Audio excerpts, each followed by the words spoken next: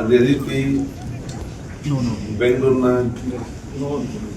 ಕೆಲವೊಂದು ಪಲ್ಮಾಲಜಿಸ್ಟ್ ಕೂತ್ಕೊಂಡು ಚರ್ಚೆ ಮಾಡಿ ಸಾಂಕ್ರಾಮಿಕ ರೋಗಕ್ಕೆ ಸಂಬಂಧಪಟ್ಟಾಗೆ ಈಗ ಕರ್ನಾಟಕ ರಾಜ್ಯದ ಆ ಒಂದು ಸ್ಟೇಟಸ್ ಏನಿದೆ ಮತ್ತು ಪ್ರತಿಯೊಂದು ಜಿಲ್ಲೆಯಲ್ಲಿ ವಿಡಿಯೋ ಕಾನ್ಫರೆನ್ಸ್ ಮುಖಾಂತರ ಮಾತಾಡಿಕೊಂಡು ಅಲ್ಲಿ ಅಧಿಕಾರಿ ಚರ್ಚೆ ಮಾಡಿಕೊಂಡು ಪ್ರತಿಯೊಂದು ಜಿಲ್ಲೆಯ ವಿವರವನ್ನು ಪಡೆದುಕೊಂಡು ಪ್ರತಿಯೊಂದು ಜಿಲ್ಲಾ ಮತ್ತು ತಾಲೂಕು ಮಟ್ಟದಲ್ಲಿ ಸಾಂಕ್ರಾಮಿಕ ರೋಗ ನಿಯಂತ್ರಣಗೊಳಿಸಲು ಏನು ಕ್ರಮ ಕೈಗೊಳ್ಳಬೇಕಂತೇಳಿ ನಾವೀಗಾಗಲೇ ಚರ್ಚೆ ಮಾಡಿದ್ದೇವೆ.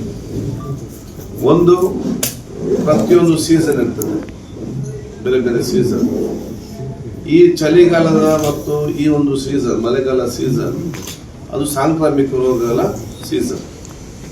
ಪ್ರತಿಯೊಂದು ವರ್ಷವೂ ಕೂಡ ಬೇರೆ ಬೇರೆ ರೋಗಗಳು ನಮಗೆ ಇವತ್ತು ಕಾಣಲಿಕ್ಕೆ ಸಿಗ್ತದೆ. ಯಾಕಂತ ಹೇಳಿದ್ರೆ ಇವತ್ತು ವೈರಸ್ ನಮ್ಮ ಕಣ್ಣ ಮುಂದೆ ಈ ಗಾಳಿಯಲ್ಲಿ, ನೆಲದಲ್ಲಿ ಎಲ್ಲ ಕಡೆ ಬೇರೆ ಬೇರೆ ಸಾಂಕ್ರಾಮಿಕ ರೋಗ ವೈರಸ್ ಅದಿದ್ದೇ ಇರ್ತದೆ ಪ್ರತಿಯೊಂದು ವರ್ಷವೂ ಕೂಡ. ಅದರಷ್ಟೇ ಸ್ವಲ್ಪ ಸ್ಲೋ ಆಗಿರ್ತದೆ.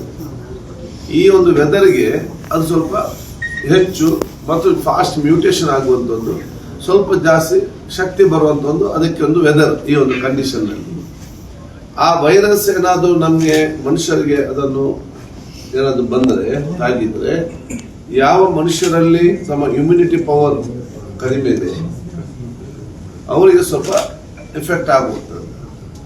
ಅದರಲ್ಲಿ ಕೂಡ ಬೇರೆ ಕೆಲವೊಂದು ಕಾಲಘಟ್ಟದಲ್ಲಿ ಕೆಲವೊಂದು ವೈರಸ್ ಅದಕ್ಕೆ ಶಕ್ತಿಯನ್ನು ಬದಲಿಸಿ ಬರುವಂಥದ್ದು ಕೂಡ ಇದೆ. ಆಗ ನಮ್ದು ಬಹಳ ಡೇಂಜರ್ ಪೊಸಿಷನ್. ಈಗ ಅಂತ ಯಾವುದು ಕೂಡ ಇಲ್ಲ. ಈಗ ಬಹುಶಃ ವೈರಸ್ ಕೆಲವು ಕಡೆ ಸಂದರ್ಭದಲ್ಲಿ ಬೇರೆ ಬೇರೆ ಫ್ಲೂ ಇದೆ, ಬೇರೆ ಬೇರೆ ಜ್ವರಗಳು ಇವತ್ತು ಬರುವಂಥದ್ದು.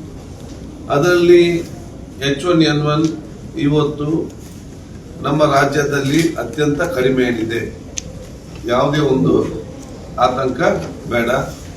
ಆದರೆ ನಾವೆಲ್ಲರೂ ಕೂಡ ಈ ಕಾಲಘಟ್ಟದಲ್ಲಿ ಜ್ವರ ಇದ್ದವರು, ಜ್ವರ ಇಲ್ಲದವರು, ನಾವು ಜಾಗೃತರಾಗಿರುವುದು ನಮ್ಮ ಪ್ರತಿಯೊಬ್ಬರು ಕೂಡ ಇವತ್ತು ಜವಾಬ್ದಾರಿ.